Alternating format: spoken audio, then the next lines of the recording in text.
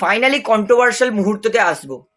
সুভাশিস বোসের তার যে হ্যান্ডবলটা ছিল সেটাকে পেনাল্টি দেওয়া উচিত ছিল। চিংলিংসানা সিং তিনি তো শুয়ে পড়েছিলেন, তার হাতে বল লেগেছিল, সেটাকে পেনাল্টি ছিল। ম্যাচ হারার পর কিন্তু বেঙ্গালুরু এফসির প্লেয়াররা কাঁদছিল, সেই নিয়েও কিছু বলার আছে। এবং গুরপ্রীত সিং সান্ধুর কিন্তু অহংকারের পতন হলো। কেন বলছি সমস্তটাই আপনাদের জানাবো। তার আগে বলে রাখি বন্ধুরা, ভিডিওটা গুরুত্বপূর্ণ হবে, শেষ পর্যন্ত দেখবেন। তাহলে বন্ধুরা সবার কথাই বলি, সুভাশিস বোসের যেটা হাতে বল লেগেছিল সেটা হ্যান্ডবল ছিল কিনা এবং সেটা পেনাল্টি দেওয়া উচিত ছিল কিনা। তো বলে রাখি, এই মুহূর্তে কিন্তু ইন্ডিয়ান ফুটবল কিছু সংখ্যক সমর্থক বলছে যে সুভাশিস বোসের হ্যান্ডবলটা পেনাল্টি দেওয়া উচিত ছিল।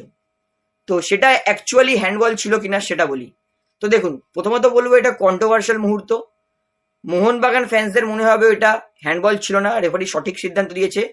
বেঙ্গালুরু এফসি আর ইস্ট বেঙ্গল সমর্থকদের মনে হবে যে ওটা জেনুইন হ্যান্ডবল ছিল। তো সেটা হ্যান্ডবল ছিল কিনা, প্রথমত ইনসিডেন্টটাতে আসি। সুভাশিস বোস তিনি কিন্তু হাতটাকে তার বডিতে টানছিল, সেই সময় বলটা হাতে লেগেছে। এবং কথাটা হচ্ছে হাতটা বডির কত কাছে ছিল, হাতটা বডির কিন্তু অনেকটাই কাছে ছিল, সেখানে হাতে বল লেগেছে। তো এইখানে রেফারিকে তো সামান্য আমাদের মার্জিন দিতেই হবে। এবং অনেস্টলি বলছি, আমার জন্য ওটা 50-50 কল ছিল।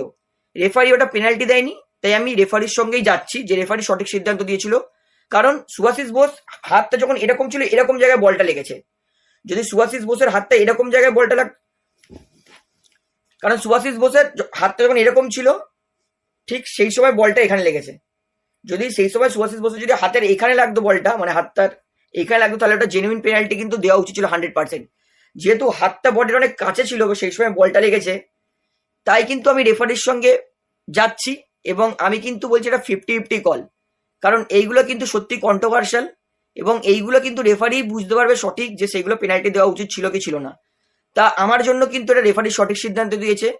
হ্যাঁ, অনেকে বলতে পারে তো হাতেই তো বল লেগেছিল, তাহলে পেনাল্টি নয় কেন? তো বলে রাখি, হাতে বল অবশ্যই লেগেছে, কিন্তু হাতটা কিন্তু বডির অনেকটাই কাছে ছিল।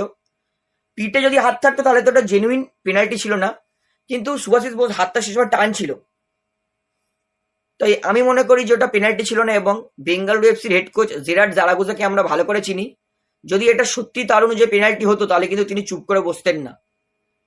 তো আপনার কি মনে হয়, সুভাশিস বোসের হ্যান্ডবলটা পেনাল্টি ছিল কি ছিল না? এবং যদি হয় তাহলে কেন সেটা পেনাল্টি দেওয়া উচিত ছিল, সেটাও আমাকে কমেন্টে জানাবেন। তাহলে বন্ধুরা এইবারে বলি, চিংলিংসানা সিং তার হাতে যেটা বল লেগেছিল সেটা পেনাল্টি ছিল কিনা। প্রথমত বলে রাখি, ফুটবলের নিয়ম হচ্ছে যে যখন কোনো প্লেয়ার শুয়ে যায় তখন কিন্তু হাতে বল লাগলে সাধারণত পেনাল্টি দেওয়া হয় না। কিন্তু সেক্ষেত্রে যখন প্লেয়ারটার হাত নিচের দিকে থাকে, কিন্তু যখন ফ্লিকটা করেছিল জেমি ম্যাকলারেন, তখন কিন্তু চিংলিংসানা সিং এর হাত পরিষ্কার উঁচুতে ছিল এবং বডির থেকে দূরে ছিল, বল এরকম দূরে ছিল, এবং সেই সময় চিংলিংসানা সিং এর হাতে বলটা লেগেছে এবং বলটা কিন্তু দিক পরিবর্তন করেছে। এবং এই ক্ষেত্রে আমি বলবো রেফারি সঠিক সিদ্ধান্ত দিয়েছে, ওটা কিন্তু পেনাল্টি ছিল। কারণ হাতটা অনেক উঁচুতে ছিল শুয়ে থাকলেও, এবং কিন্তু হাতটা কিন্তু বডির থেকে অনেক দূরে ছিল, এরকম এরকম দূরে ছিল বলটা। তো এই ক্ষেত্রে আমি মনে করি যে রেফারি কিন্তু এটা সঠিক সিদ্ধান্ত দিয়েছে, পেনাল্টি ছিল। এই ফুটেজটা দেখার পরেও হয়তো কিছু জনের মনে হতে পারে যে এটা পেনাল্টি ছিল না। তো যাদের মনে হচ্ছে এটা পেনাল্টি ছিল না, তো তাদের বিষয়ে আমার কিছু বলার নেই, হতেই পারে। কারণ আমাদের 140 কোটির দেশ, আমাদের কলকাতায় প্রায় মানে ওয়েস্ট বেঙ্গলে 5 কোটির মতো লোক থাকে, তো ভিন্ন মানুষের ভিন্ন মতামত হবেই। তো আপনার কি মনে হয়, এটা পেনাল্টি ছিল কি ছিল না? এবং যদি আপনার মনে হয় এটা পেনাল্টি ছিল না, তার কারণ কি সেটাও আমাকে কমেন্টে জানাবেন, আমি কিন্তু জানতে চাই। তাহলে বন্ধুরা এইবারে বলি, বেঙ্গালুরু এফসি হারার পরে কিন্তু বেঙ্গালুরু এফসির একাধিক প্লেয়াররা কাঁদছিল। পেদ্রো ক্যাপো পরিষ্কার তিনি কাঁদছিলেন, শিবশক্তি তিনিও কাঁদছিলেন, ফানাই কাঁদছিলেন। তো দেখুন, যখন কোনো প্লেয়ার কাঁদে ম্যাচ হারার পর সত্যি মনটা ভেঙে যায়, অনেস্টলি বলছি। তো একটাই কথা বলো, বেঙ্গালুরু দুর্দান্ত ফুটবল খেলেছে, আইএসএল এর ফাইনালে প্রবেশ করেছে, 13টা দলের বিরুদ্ধে লড়ে পয়েন্টস টেবিলে 3 নম্বরে শেষ করেছে, গোয়ার মতো দলকে 2টো লেগে হারিয়ে ফাইনালে প্রবেশ করেছে। তো বেঙ্গালুরু প্লেয়ারদের বলবো চিনা, অবশ্যই একটা দল হারবে একটা দল জিতবে।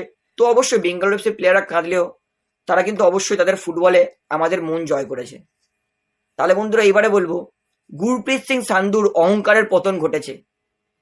কারণ একটা গোলকিপার সদ্য ভারতীয় দলে খেলে সামান্য ফাম্বলিং করে ক্লিনশিট নিয়েছিল, কিন্তু বিশাল ক্যাট তাকে লিখেছিল যে ডিফারেন্স তো হে, দেয়ার ইজ এ ডিফারেন্স।